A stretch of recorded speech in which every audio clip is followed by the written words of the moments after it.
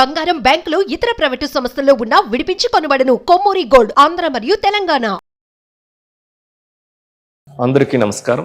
ఈనాటి కార్యక్రమంలో ఒక ఇంపార్టెంట్ అయినటువంటి ముద్ర గురించి మనం తెలుసుకోబోతున్నాం. దీన్నే చిన్మయ ముద్ర అంటారు. ఇది ఊపిరితిత్తుల సమస్యలకి, ఛాతీ సమస్యలు ఉన్నటువంటి వాళ్ళకి, పొట్ట సమస్యలు ఉన్నటువంటి వాళ్ళకి ఈ ముద్ర చాలా బాగా పనిచేస్తుంది. ఆ చిన్మయ ముద్రను ఏ విధంగా చేయాలో నేను చేసి చూపిస్తాను.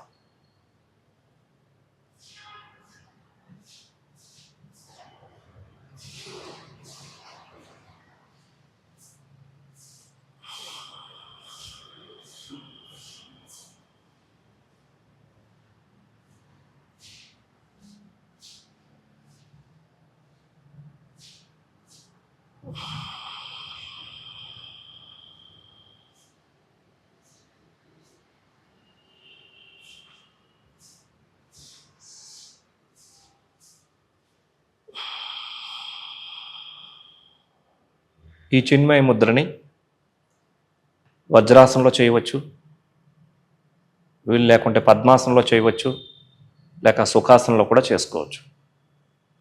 ఒకవేళ కింద కూర్చోవడమే లేకపోతే అవి రెండు వేయలేకపోతే సోఫాలో కానీ కుర్చీలో కానీ కూర్చొని చేసుకోవచ్చు. ముందుగా చూపుడు వేలు, బొట్టన వేలు చివర్ల మాత్రమే తాకించి ఉంచాలి. గోర్లు ఏమైనా ఉంటే కనుక వాటిని తొలగించుకోవాలి. గోర్లు ఉండడం అన్నది అంత శ్రేయస్కరం కాదు. హస్తాలు శుభ్రంగా శుచిగా ఉండాలి. గోర్లు తొలగించేందుకు గోర్లలో మురుకు ఉండడం ఇట్లాంటివి ఉండకుండా నీట్గా ఉంచుకోవాలి. చూపుడు వేలు, బొట్టన వేలు చివర్ల మాత్రమే తాకించాలి. ఇలా పెట్టకూడదు. చివరలు అంటే కరెక్ట్గా రెండు చివర్లు తాకించాలి. ఇలా పెట్టారనుకోండి, అది కరెక్ట్ కాదు. ఇలా పెట్టాలి. మధ్యలో వృత్తాకారంగా ఉండాలి. ఇలా ఉండకుండా ఇలా ఉంచాలి. ఈ యొక్క 3 వ్రేళ్ళని వాటి యొక్క మూల స్థానాల కింద 2 మడతల కింద ఫోల్డ్ చేయాలి. ఈ ముద్రను తొడలపై మధ్య భాగంలో బోర్లించి ఉంచాలి. ఈ స్థితిలో వెన్ను నిటారుగా ఉండాలి. బ్యాక్ స్ట్రైట్ ఉంటుంది. షోల్డర్స్ రిలాక్స్గా ఉండాలి. ఈ అరిచేతులు శరీర పక్క భాగాలు తాకించే మోచేతులు శరీర పక్క భాగాలు తాకించే విధంగా ఉంచుకోవాలి. ఈ స్థితిలో బాడీ అంతా రిలాక్స్గా ఉంటుంది. కళ్ళద్దాలు ఏమైనా ఉంటే తీసి పక్కన పెట్టి ఈ ప్రానిక్ బ్రీతింగ్ ఫాలో అయితే చేసినట్లయితే మీకు ఫలితం ఎక్కువగా ఉంటుంది. నార్మల్ బ్రీతింగ్ ద్వారా అయితే నార్మల్ ఫలితమే ఉంటుంది. ప్రానిక్ బ్రీతింగ్ అంటే కళ్ళు మూసుకొని నిదానంగా శ్వాసను తీసుకొని నిదానంగా శ్వాసను విడిచిపెడుతూ, పూర్తిగా శ్వాసను విడిచిపెడుతూ తీసుకొని పూరక, కుంభక, రేచక, శూన్యక నియమాలు పాటిస్తూ నిష్పత్తిని పాటిస్తూ చేయాలి. ఇలా మరి ఈ ప్రాణాయామం చేయడం ద్వారా ఛాతీ నొప్పి కానీ, అదేవిధంగా ఊపిరితిత్తులు శుద్ధి అవ్వడానికి, అదేవిధంగా గుండె బాగా ప్రాణశక్తిని పంపించడం అనేది జరుగుతూ ఉంటుంది.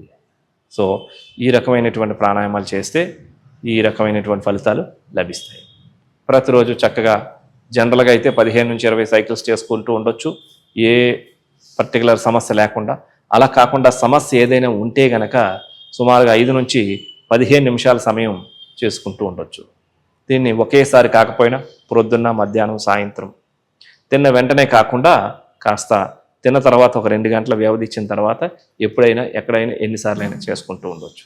కాకపోతే ప్రదేశం అంతా కూడా శుచి శుభ్రంగా ఉండేటట్టు చూసుకోవాలి. దుమ్ము ధూళి లేకుండా ఉండే ప్రదేశంలో ఎక్కడైనా చేయవచ్చు. చూస్తారు కదండి, ఈ రకమైనటువంటి ప్రాణాయామ అభ్యాసంతో అందరికీ ఆరోగ్యం, అందరూ ఆరోగ్యంగా ఉండాలని కోరుకుంటున్నాను. నమస్కారం.